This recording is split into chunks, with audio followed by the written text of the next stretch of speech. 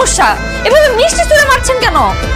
এখন তো শুধু মিষ্টি ছুঁড়ে মারবো, একটু পরে আইসা এই দোকানে ইট পাত্র ছুঁড়ে মারবো। আপনার এই মিষ্টির জন্য আমার ছোট ভাই আজকে বিয়ে ভেঙে গেছে। কেন ভাই, আমার মিষ্টিতে কি সমস্যা? মিষ্টিতে কি সমস্যা? আর আগে বলেন এটা কি মিষ্টি নাকি বিক্রি করা? ওমা, মিষ্টি বেঁচে কলা হতে যাবে কেন?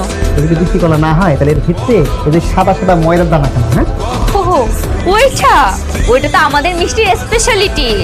এই জন্যই তো আমাদের মিষ্টি এত স্বাদ। তারপরে আপনার মিষ্টি স্বাদ, এই মিষ্টি খাওয়ান ভাই, মুখে নেওয়ান না ভাই। এই যে আমার ছোট ভাই, আমার ছোট ভাই আজকে বিয়ে ছিল, আর এই বিয়ে উপলক্ষে আপনার দোকান থেকে 20 কেজি মিষ্টি নিয়ে গেছিল। আপনার মিষ্টির যে এত স্বাদ, এই মিষ্টি খেয়ে বিয়ে বাড়ির লোকজন আমার ইচ্ছা মতো পিটাইছে। এইভাবে এলাকায় মিষ্টি বেচে আর টিকে থাকুন যাবো না। আমাকে এমন মিষ্টি বানাইতে হইব যেন কাস্টমার এই মিষ্টির লোভে লম্বা লাইন ধরে থাকে ওই বাসুদেবের